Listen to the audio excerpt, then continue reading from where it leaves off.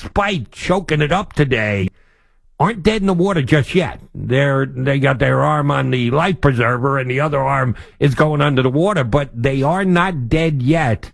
But, yeah, kudos to the Eagles defense. Came up huge today. I laid it out as a game plan.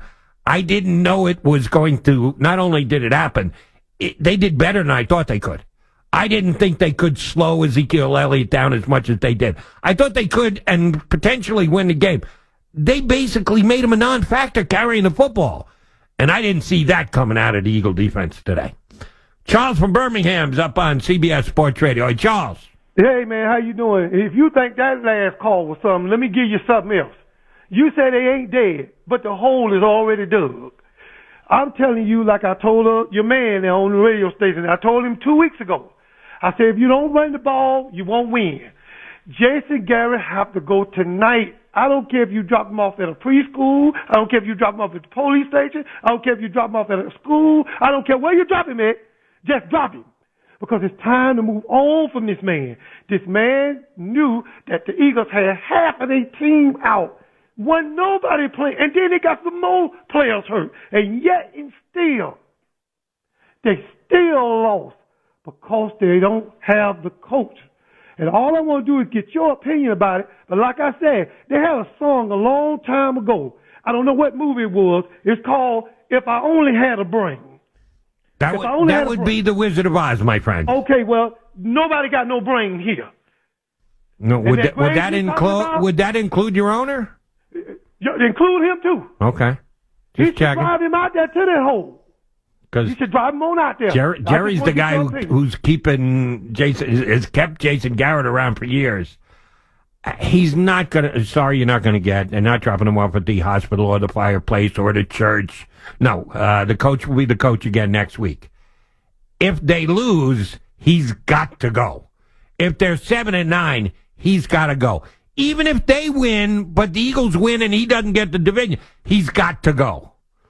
Now, if they do get a helping hand from the Giants and they beat the Redskins and he goes into the playoffs and Seattle comes into their house and they can find a way to beat Seattle, now at least it's a conversation that needs to be had.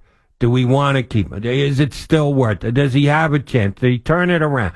If he wins both games, if he gets the playoffs, wins the wild card game, then gets him to an NFC championship game, I'm telling you right now, he's going to be back. Because the coach, the owner likes him. The owner likes the fact that he's got the coach's ear and one arm tied behind his back, and he does whatever he says. So he's looking for a reason to keep him. He just can't. If they lose next week and finish 7-9 with that talented roster, like Ack was saying before, Ack made a great point. Injuries happen everywhere in the National Football League. Some teams are decimated by them. Others are adversely affected by them. Some teams get lucky and don't get all that many injuries. The Cowboys have been relatively injury-free. They've been one of the less injured teams in the National Football League. And with the talent amassed on that football team this year, they had to be better than 7-9. How do you keep a coach who's on the last year of a contract, no less? They made him sing for his supper, and this is what he sung? Off key, 7-9?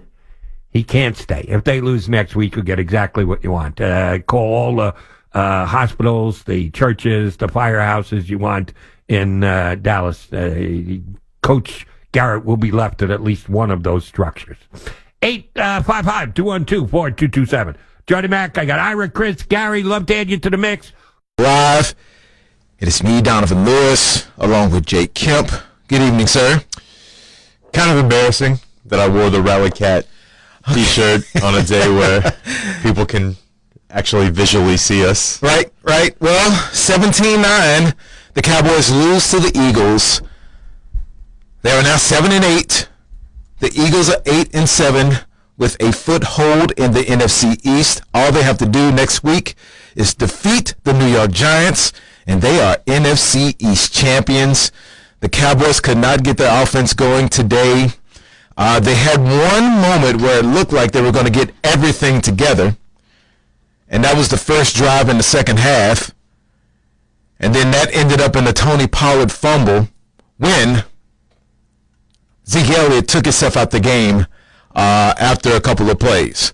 So it's one of those things to where you feel and you know that the crumbling of this team this year will result in some changes. Now, are you happy that you're sacrificing a season where they pushed the chips in the middle of the table and said, we are going all in on this thing. This is our year. It's a Super Bowl year. And they look like they're going to end up falling short. Is that worth the regime change? Oh, no. I mean, I would say that every single year your quarterback is making $800,000 and you're in a position to win a division title in week 16. No, it's absolutely not worth it.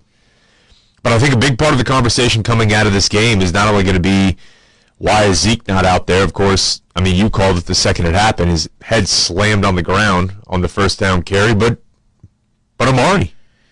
I mean, it's just there's a lot of times where this team is on third downs and there's no Zeke and there's no Amari. And, I mean, they're an extremely efficient offense if you look at their season-long statistics, but right. There are a lot of times where in key critical downs there's no Cooper, no Elliott, and, I mean, does anybody think this team belongs in the top half of the league whenever those two guys are on the field? No, of course not. That's a big part of the reason why you believe in them. Hey, I am seeing that we're a little overmodulated. So if you can bring us down a little bit, then I think that may help out a little bit. Yes, no, it's one of those things to where this offense looks so different on the road than they do at home. It is mind-boggling. That's an Amari thing, too. I don't understand how you have what you had last week, efficiency, using everyone on the roster, and then when you leave the friendly confines of AT&T Stadium, it feels like this is a different team altogether. And I can't wrap my head around that.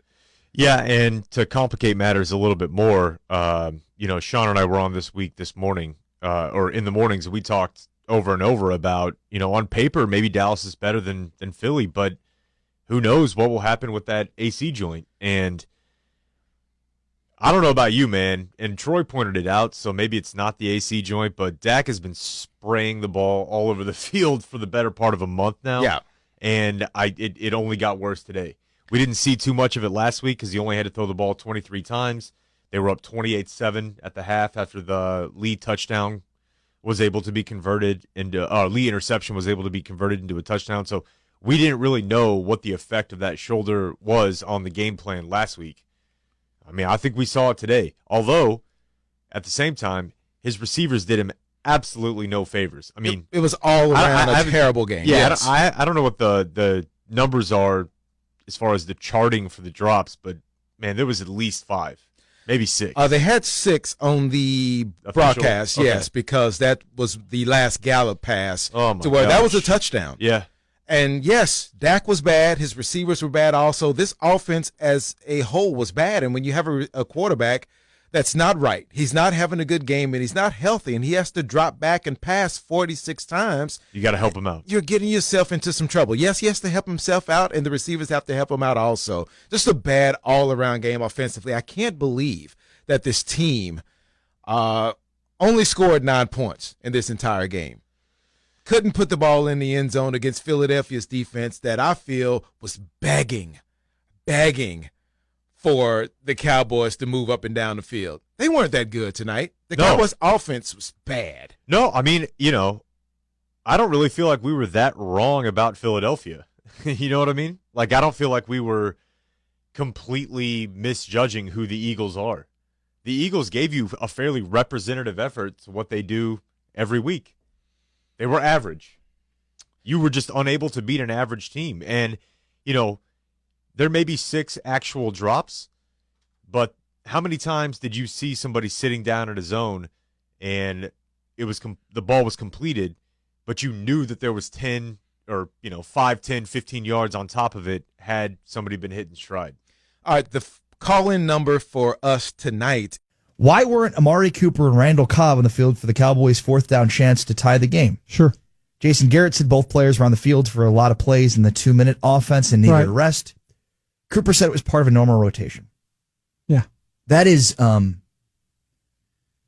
That's just it's unheard of in that important time of the game. It's 4th and 8. Your season's in a line. Absolutely. The idea that it's just any other play in a series of plays. Yeah. They just happen to be out in the rotation for that particular play. Yeah. Like, that is just the most ignorant dismissal. How do you not, in any capacity, have anybody take more responsibility for that's an egregious mistake. Yeah. Absolutely. To not have your best playmakers on the field for your season. Yeah. Maybe they weren't your best playmakers. That's the problem you run into as you look at this game today. Yeah, Amari Cooper was not a factor in this football game at all. Has been a factor in the last 6 weeks. Yeah, that's the problem. And you look at overall, and you need something. Last week, I go back to last week when you talk about the fool's gold. You were right. You were absolutely right about that. I wanted to believe that this team had really kind of turned things around. Offensively, I felt like offensively they were going to do enough to win this football game today. Carson Wentz, give him a lot of credit, but the fact that they didn't have Amari Cooper, that, again, you want to talk about coaching? You want to talk about, having the best players out there and not having them out there? That's on the staff. But how about Amari Cooper going out there and making a play? How about somebody going out there and how about the quarterback making a good throw once or twice to kind of get that game going? How about the offensive line? Protect a little better. How about some running lanes? How about not fumble the ball? The Eagles tried to give you there. They tried. Missed a couple of field goals. Then they are all banged up. Yeah, you are what you are.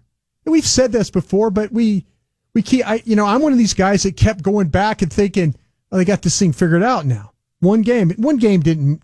I shouldn't have done that. Shouldn't have done that on the one game. They had a chance to go win the division tonight. Their big time players just needed to make some plays against some guys that really aren't very good for Philadelphia. Can you remember a season as disappointing as this one? I mean, the one that comes to mind would be the year that Wade Phillips was fired. Well, 13-3, Dak's first year, you lose to Green Bay on that. That's all you had to do. You had home field advantage. You lose to the Packers. I know it's Aaron Rodgers, but in terms of expectations going into the season, well, no, considering that they're going to end the season 8-8 at best with.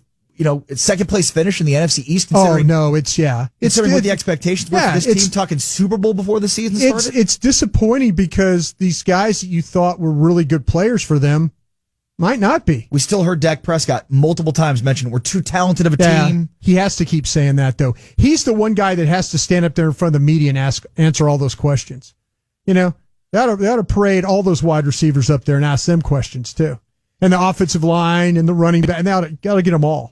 The worst part about all this seemingly is we have an answer on Jason Garrett, right? I mean, Jason Garrett is not going to be He's not going to be your Cowboys coach, in 2020. Absolutely, yeah. We don't have our answer on Dak Prescott, do we? We don't have our answer on Amari Cooper, do we? We have decisions to be made in terms of compensation for those guys, and we don't know what the answer is with those guys. I was one of those guys that was coming around on Dak Prescott. I'd even talked about, let him throw the ball. 30, 35 times. That's what you have to do because he can do that. But he has the last several weeks, when he's had to throw the ball 40 plus times, his team just isn't as good.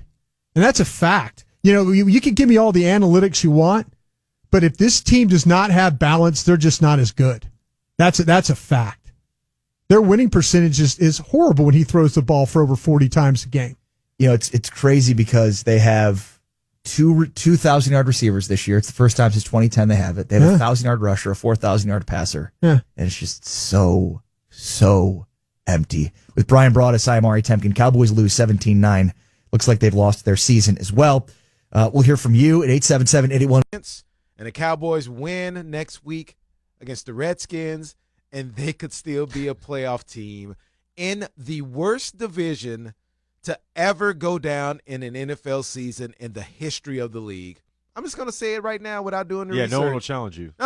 The worst division in the history of the NFL has gone down, and the Cowboys could still win it with an 8-8 record. But no one expects that to happen. Hell, no one wants it to happen because you don't want any success for this dumb year if you're not going to get anything done in this dumb division. Just 4 dumb teams playing to try to get a spot in the playoffs. All right, Jake and Sean will be back 5:30 in the morning. Make sure you. As I said, they had a good plan. They made some plays, made it tough on us, and we just didn't get it done. How do you feel about where you stand now? Sub 500 and yeah. hope they lose. Frustrating. I've sat here after every game pretty much, win or loss, and said the good part about it is that we control our own destiny, and that's gone. That's out of our hands now, and that's unfortunate. It's very disappointing because we had the chance, right? We had the chance to control our destiny and be where we wanted to be. But now that it's out of our hands, we've got to control what we can control, and that's getting the win next week. Yeah, excuse me. This was the Yeah, go ahead. This was the first time you faced them that Elliott didn't have a big game rushing. Were they doing something differently in this game than the other 5 times you faced them with Elliott? I mean, sure, they changed it up a little bit. Good credit to them. I mean, that's a good team. It was a good team, good coaching staff over there. And as we mentioned earlier, we didn't get the running game going early enough. We had some big plays. He made some big runs, but it wasn't the way we wanted to get going, and we were forced to become one-dimensional. Was it movement that they were doing up front right before you were snapping the ball that kind of threw things off? That was a little bit of everything. And we got to go back and look at it film, I guess. Hard for me to say. I mean, I take it back to the defense a lot of times, hand it off and do my job in bootlegging. But credit those guys. They made the plays we didn't. Zach, what will this season mean if you guys don't make the postseason? I don't can't put into words, honestly. As I said, we're going to control what we control now, and that's getting back to it and focusing on next week and making sure we get that win. And at that point, rooting for another team, hoping that we get a chance. That's not any position anybody wants to be on when they're having to depend on someone else. But we put ourselves in this position. It's disappointing and frustrating. Other times now where you look back at other games that you let slip early that you wouldn't have been in this position? I mean, that's obvious to do. You go back and do that, you're going to frustrate yourself and piss yourself off more. So I'm not a guy to live in the past, and I won't start now. So as I said, I'll focus on controlling what I can control, helping this team out, and focusing on next week. What is the plan to ride home for you? What's that going to look like? How you spend it? Yeah, I mean, I'll watch the game and sit there and be frustrated probably for 3 hours. Deep ball to Tavon, is that the one throw you'd like to have back? For sure, 100%. No doubt about it. There's a couple of throws, as we mentioned, got away from me, but when you look at that one, yeah, I mean, that's a touchdown if I put it on him. Just didn't capitalize, and that's on me. Why was Amari not on the field a couple of times before throwing up on the fourth down play? 2 fourth down plays. I don't have an answer for you. Why did you guys come out flat with such high expectations? Stuff on the line. I mean, they did a good job on defense early in the game. We didn't do well on third downs early in the game. I know I missed the first third down. You can go back and look at it. Probably should have thrown it here or there, and it put us behind early. A couple of 3 and outs, and they got points, and you're playing from behind. And as we've looked back all season long, we haven't been successful when we're forced to do that. Jack, for fans, the media looks at this and sees all these prolific offensive players on your team. You got 4,000 yards, 2,000 yard receivers, 2,000 yard running back, 3 or 4 offensive line Pro Bowlers, who you are at 7 and 8. How can you explain that? Yeah, stats don't matter. Stats, numbers, statistic, accolades, none of that stuff matters. It's about the best team that's out there, and it takes all 11. Not 11 great individuals, but the best 11 that makes the team. And we're a good team, don't get me wrong. I love each and every one of those guys. We love each other. We're a great brotherhood. But we just didn't get the job done tonight, and we haven't throughout the season, and we've put ourselves in a position where we're dependent on someone else. Thanks, guys. Thank you. It's Dak Prescott, quarterback of the Dallas Cowboys.